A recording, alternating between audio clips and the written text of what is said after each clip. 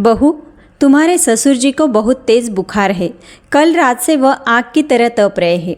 उन्हें बहुत ठंड भी लग रही थी, हाथ पैर भी काँप रहे थे। तभी सुनिधि चिल्लाते हुए बोली, तो मैं क्या करूं? तभी शशिकला जी ने धीरे से कहा, बहू, तू डॉक्टर बुला लेती तो बहुत अच्छा होता। बुखार कम होने का नाम ही नहीं ले रहा। लगता है तेरे बाबूजी को अब डॉक्टर के पास ले ही जाना होगा। तभी सुनिधि बोली, डॉक्टर फ्री में इलाज नहीं करता। डॉक्टर को देने के लिए फीस के पैसे कहाँ से आएंगे? मैंने आपको गोली दी थी ना, बुखार उतरने की, वही दे दीजिए। शशिकला जी बोली, बहू, वो तो मैंने 2 बार दी, पर बुखार उतरने का नाम ही नहीं ले रहा। तभी सुनिधि कहती है, और दे दो, नहीं उतर रहा है तो मेरा दिमाग खराब मत करो। पर बहू, बार बार गोली देना बिना डॉक्टर को दिखाए, तेरे बाबूजी को ये नुकसान कर सकता है। तभी सुनिधि हंसने लगी और बोली, अरे माँ जी, आपको बुढ़ापे में भी गोली के नुकसान करने का डर लग रहा है? अरे बाबूजी के कितने दिन बचे हैं, बूढ़े तो हो गए हैं, एक न एक दिन ऊपर जाना ही है। शशिकला जी अपनी बहू की यह बात सुनकर रोने लगी। तभी शशिकला जी का बड़ा बेटा रवि ऑफिस से घर आ जाता है। शशिकला जी बेटे को देखकर अपने आंसू पोंछकर उसके पास दौड़कर जाती है और कहती है, बेटा, तेरे बाबूजी की तबीयत बहुत खराब है, जल्दी जाकर डॉक्टर बुला ला।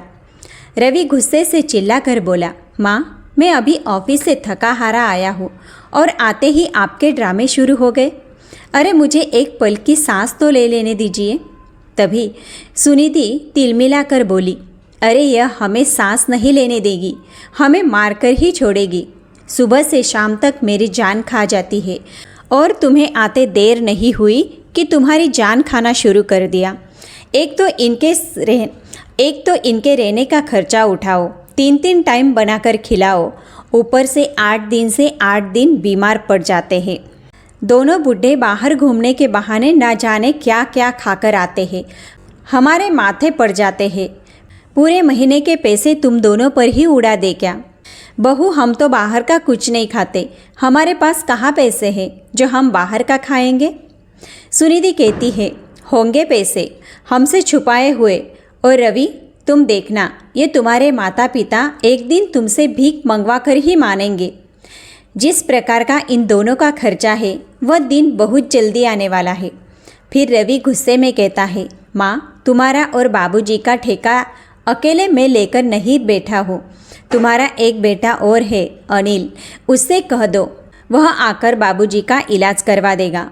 प्रॉपर्टी में उसने अपना हिस्सा पूरा लिया है, एक चीज़ में भी अपना हिस्सा नहीं छोड़ा है और माँ बाप को हमारे मत्थे छोड़कर चला गया।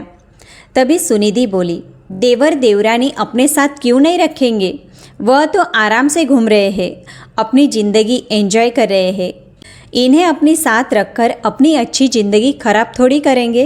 अरे शुक्र करो माँ जी, वह तो हम हैं जो आप दोनों को झेल रहे हैं। अरे मैंने कल ही अपनी देवरानी चंचल के इंस्टाग्राम रील देखी है, दोनों मनाली घूमने गए हैं और एक हमारी फूटी किस्मत, आप दोनों बूढ़े बुढ़िया के कारण हम कहीं घूमने भी नहीं जा सकते। माँ, आप अनिल को फ़ोन कर दीजिए, वह करवा लेगा बाबूजी का इलाज। इतना कहकर रवि और सुनिधि दोनों अपने कमरे में चले जाते हैं। शशिकला जी रोती हुई अपने पति गिरधर जी के पास आ जाती है। गिरधर जी की हालत खराब होती जा रही थी। शशिकला जी को अपने पति गिरधर की हालत देखते नहीं बन रही थी। शशिकला जी ने अपने छोटे बेटे अनिल को फ़ोन लगाया। अनिल ने फ़ोन उठाया और बोला, हाँ माँ, कैसी हो? बाबूजी कैसे हैं? कैसे फ़ोन लगाया? शशिकला जी ने धीरे से कहा, बेटा, तू कैसा है? अनिल उधर से कहता है, माँ, मैं ठीक हूँ। फ़ोन कैसे लगाया? बेटा, तेरे बाबूजी की तबीयत बहुत ख़राब है, उन्हें कल रात से बहुत तेज़ बुखार आ रहा है, तो तू कुछ पैसे भेज देता तो मैं तेरे बाबूजी का इलाज करवा लेती। अरे माँ, इसके लिए तुमने मुझे क्यों परेशान किया? बड़े भाई से कह देती, वे बाबूजी का इलाज करवा देते।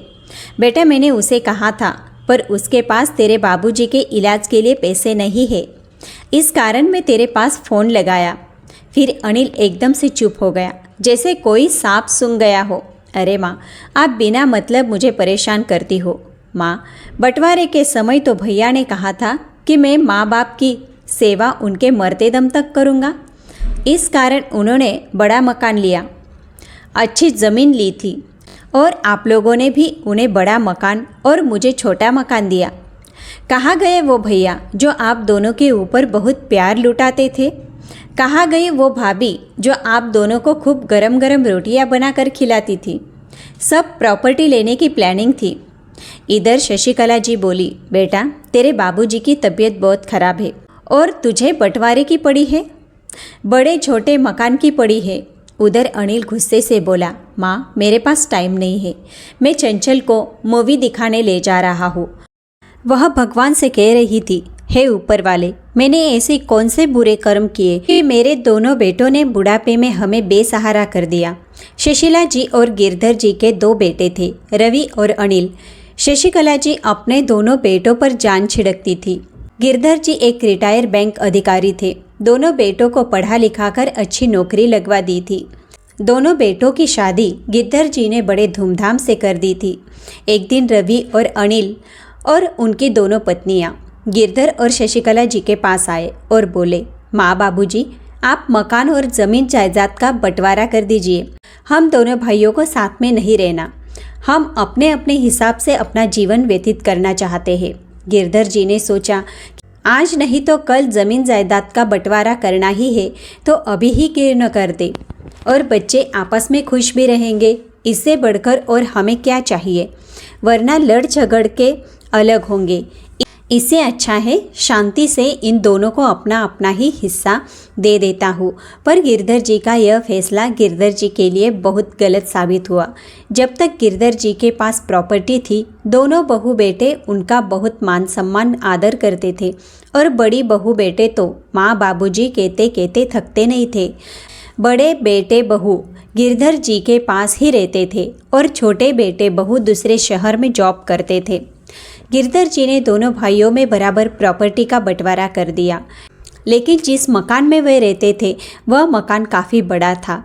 तो बड़े बेटे बहू ने कहा, माँ बाबूजी को हम अपने पास रखेंगे और उनके जीवन भर सेवा भी करेंगे। माँ बाबूजी के बिना तो मेरा मन नहीं लगता, हम उनके बिना नहीं रह सकते। ये बड़ा मकान हम ही रखेंगे, इसमें माँ बाबूजी की यादें हैं। गिरधर जी को बड़ी बहू की ये बातें बहुत अच्छी लगी और बड़ा मकान अपने बड़े बेटे बहू के नाम कर दिया। पर उन्हें क्या पता था कि यही बड़े बेटे बहू अपना हिस्सा लेने के बाद अपना रंग दिखा देंगे। बंटवारे के समय शशिकला जी ने गिरधर जी से कहा था, कुछ प्रॉपर्टी अपने पास भी रखो, बुढ़ापे में काम आएगी। तो गिरधर जी ने कहा, ये बेटे काम आएगी, प्रॉपर्टी का हम क्या करेंगे? मेरे दो बेटे हैं, वह हमारे बुढ़ापे में हमारी सेवा करेंगे। तभी बड़ी बहू सुनिधि बोली, अरे माँ जी, यह प्रॉपर्टी आप लोगों की तो है, इस पर हमारा कोई अधिकार नहीं है। हमारे नाम करने से क्या प्रॉपर्टी हमारी हो गई? यह आपकी ही है और आपकी ही रहेगी। गिरधर जी ने अपने पास कौन सी चीज़ भी नहीं रखी, यहाँ तक कि उन्होंने अपनी पत्नी शशिकला जी के गहने भी दोनों बहुओं में बराबर से बांट दिए। बस उनके गले में एक मंगलसूत्र था जो उन्होंने अपने पास रखा था। छोटा बेटा अनिल छोटा मकान लेकर खुश नहीं था। उसकी पत्नी चंचल ने अपने पति से कहा, कोई बात नहीं, छोटा मकान ही ठीक है, कौन इन बूढ़े बुजुर्गों की सेवा करेगा, और आपसे भी कभी सेवा करने का बोले तो कह देना, हमें तो छोटा मकान दिया था, हम क्यों करें उनकी सेवा। बंटवारे के 1 साल के बाद ही बड़े बेटे बहू ने अपना रंग दिखाना शुरू कर दिया। बड़ी बहू बात बात पर ताना मारती, उन्हें 2 वक्त का खाना भी ढंग से नहीं देती, ना उनके कपड़े धोती। शशिकला जी कुछ कहती तो चिल्ला कर बोलती कि हमने जीवन भर आपका ठेका थोड़ी न लेके रखा है, तुम्हारा एक बेटा और है, उसके पास जाकर रहो कुछ दिन। और शशिकला जी का छोटा बेटा अपना हिस्सा लेकर जो गया वापस कभी नहीं आया, ना अपने माँ बाबूजी को फ़ोन करता, ना कभी मिलने आता। कभी शशिकला जी फ़ोन लगाती तो बात कर लेता और हमेशा ताना मारता, हमें तो छोटा मकान दिया है, हम क्यों करें, जिनको बड़ा मकान और अच्छा हिस्सा दिया है वह करे आपकी सेवा। शशिकला जी अपने पति गिरधर जी के पास बैठकर खूब रोए जा रही थी। तभी गिरधर जी ने कहा, शशिकला क्या हुआ, क्यों रो रही हो? शशिकला जी गुस्से में बोली, मैंने कहा था कुछ प्रॉपर्टी अपने पास रख लो, अपने बुढ़ापे में काम आएगी, पर आपने मेरी एक न सुनी और तुम्हारे दोनों बहू बेटों ने तुम्हारा इलाज करवाने से मना कर दिया। उनके पास पैसे नहीं है, अब मैं कहाँ जाऊँ, किससे कहूँ? तभी गिरधर जी हंसकर बोले, तो क्या हुआ शशिकला, अब मेरी उम्र भी तो हो गई है, बूढ़ा भी हो गया हूँ, मेरा इलाज करवा कर क्या करोगी? शशिकला जी रोती रोती बोलती है, यदि आपने और एक शब्द कहा तो मुझसे बुरा कोई नहीं होगा। तभी शशिकला जी की नज़र अपने गले में पड़े मंगलसूत्र पर पड़ी। वह जल्दी से अपने गले का मंगलसूत्र निकालती है। यह देख गिरधर जी कहते हैं, अरे शशिकला, तू ये क्या कर रही है? अपने गले से मंगलसूत्र क्यों निकाल रही है? वह रोते हुए कहती है, मैं इसे बेचकर आपका इलाज करवाऊंगी। अब इसके सिवा मेरे पास कोई दूसरा सहारा नहीं बचा है। तभी गिरधर जी गुस्से में बोलते हैं, तुम्हें पता है शशिकला, यह सोने का मंगलसूत्र मैंने पहली सैलरी से तुम्हारे लिए बड़े प्यार से लिया था और तुम इसे बेचने चली हो। वापस पहन लो, मुझे कोई इलाज नहीं करवाना। मुझे पता है यह मंगलसूत्र तुझे अपनी जान से ज़्यादा कीमती है। फिर शशिकला जी रोते हुए बोली, अरे यह मंगलसूत्र पहनकर भी मैं क्या करूँगी जब तुम ही ठीक नहीं रहोगे? वह गिरधर जी की एक नहीं सुनती और जाकर मंगलसूत्र को बेच आती है और शशिकला जी डॉक्टर को बुलाकर लाती है। डॉक्टर को घर आते देख बड़े बेटे बहू मुंह बना लेते हैं। डॉक्टर इलाज करके गिरधर जी को इंजेक्शन लगाकर गोलियां दवाइयां देकर वापस चला जाता है। शशिकला जी डॉक्टर को उसकी फीस और गोलियां दवाइयों के पैसे दे देती है। डॉक्टर के जाते ही बड़ी बहू सुनिधि शशिकला जी पर बरस पड़ती है, अरे माँ जी, आप कितनी झूठी हो, पैसे थे उसके बाद भी झूठ बोल रही थी, अब कहाँ से आए इलाज के पैसे? शशिकला जी कहती है, बहू, मैं झूठ नहीं बोल रही थी, मेरे पास पैसे नहीं थे, मैंने अपना मंगलसूत्र बेच दिया, उससे जो पैसे आए उससे मैं तुम्हारे बाबूजी का इलाज करवाई। सुनिधि गुस्से से आग बबूला होकर बोली, अरे तुम्हें मंगलसूत्र बेचने की क्या ज़रूरत थी? तुम्हारे मरने के बाद मेरे काम आ जाता। ना जाने कब मरेंगे बूढ़े बुढ़िया। और वहाँ से दोनों चले जाते हैं।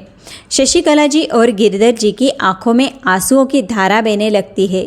दोनों एक दूसरे को देखकर स्तब्ध थे, कुछ ना बोल पा रहे थे।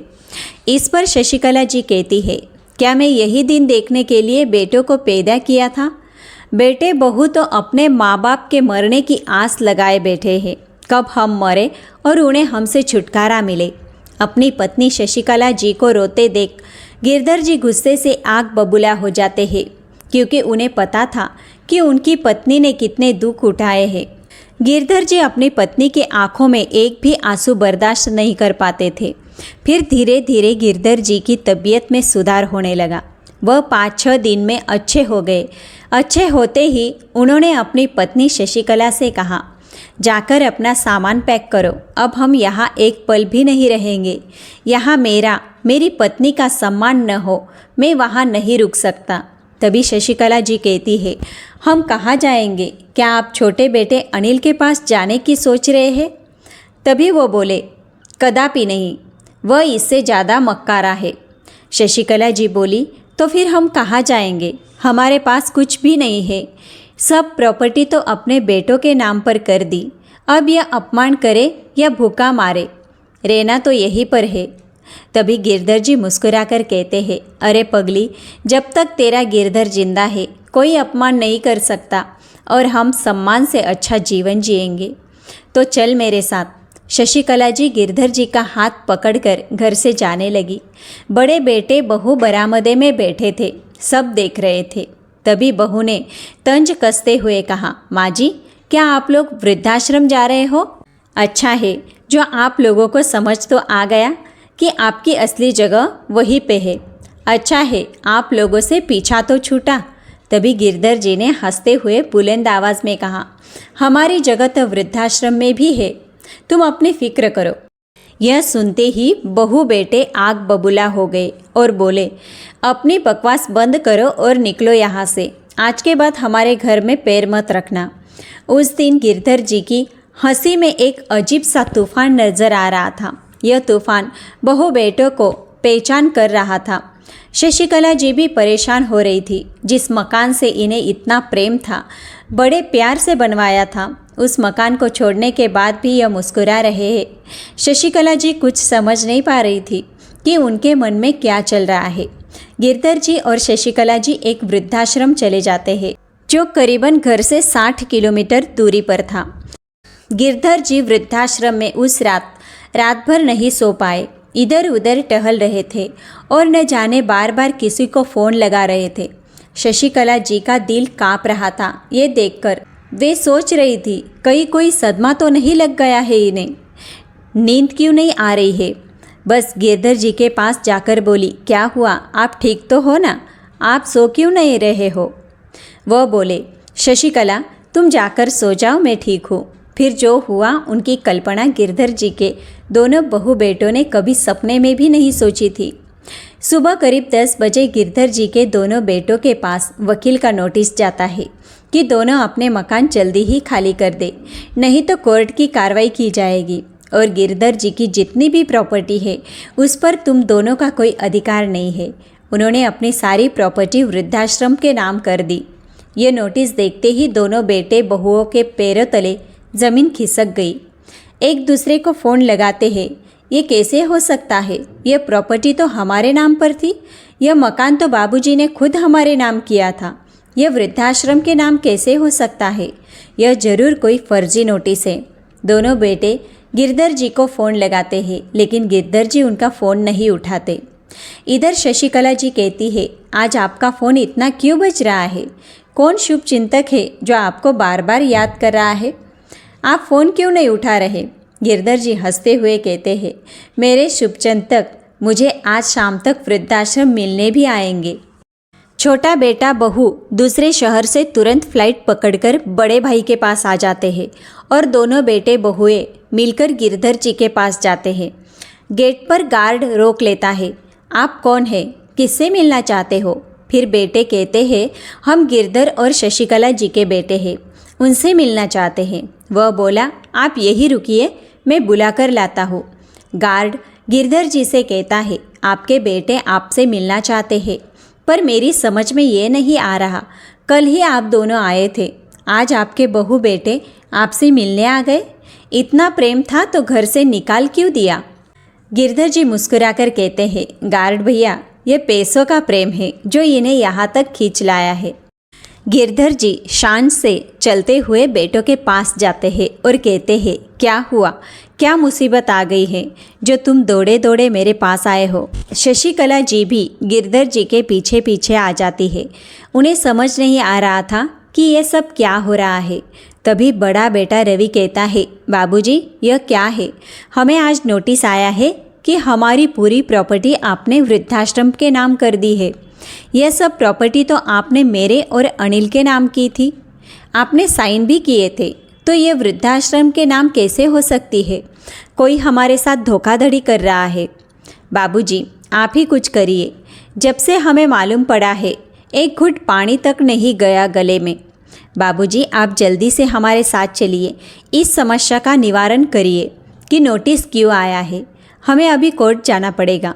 तभी गिरधर जी कहते हैं कि यह नोटिस बिल्कुल सही है, वो नोटिस में जो कुछ भी लिखा है वह सही है। मैंने अपनी पूरी प्रॉपर्टी, मकान, सब कुछ वृद्धाश्रम के नाम कर दिया है। यह सुनते ही चारों बहू बेटों के चेहरे की हवाइयाँ उड़ जाती है, उनके चेहरे एकदम पीले पड़ जाते हैं। रवि चिल्लाते हुए कहता है, बाबूजी आप ये क्या कह रहे हो, आपने तो यह प्रॉपर्टी हम दोनों के नाम की थी और अपने साइन भी किए थे, ऐसे कैसे हो सकता है, आपने हमारे साथ धोखा किया है। तब गिरधर जी कहते हैं, बेटा जो प्रॉपर्टी मैंने तुम दोनों के नाम पर की थी उस पर एक शर्त भी लिखी थी, उस पर तुम दोनों ने ध्यान नहीं दिया। मैंने लिखवाया था कि यदि मेरे बेटे बहू ठीक से मेरी देखभाल नहीं करते, मेरे साथ अच्छा व्यवहार नहीं करते, तो मैं जब चाहे अपनी प्रॉपर्टी को वापस अपने नाम करवा सकता हूँ और अपनी मर्जी से किसी को भी दान दे सकता हूँ। तभी अनिल प्रॉपर्टी के कागज़ ध्यान से देखता है तो उसे वह शर्त लिखी हुई दिखाई देती है। उसके हाथ से प्रॉपर्टी के सारे कागज़ नीचे गिर जाते हैं। उसके हाथ कांपने लगते हैं और दोनों बेटे और दोनों बहुएं गिरधर और शशिकला जी के पैरों में गिर जाते हैं और रो रो कर माफ़ी मांगने लगते हैं। हमें माफ़ कर दो माँ बाबूजी, हमसे बहुत बड़ी गलती हो गई। आप हमारे साथ ऐसा नहीं कर सकते। हमारे बच्चों का क्या होगा? हमें एक बार माफ़ कर दीजिए। गिरधर जी बोले, माफ़ी तुम चारों को कभी नहीं मिलेगी। तुम चारों ने प्रॉपर्टी मिलते ही अपना रंग दिखाना शुरू कर दिया। तुम मेरा अपमान करते तो मैं एक घड़ी सहन कर लेता, पर तुमने मेरी पत्नी का अपमान किया, उसको रुलाया। मैं तुम्हें कभी माफ़ नहीं करूँगा।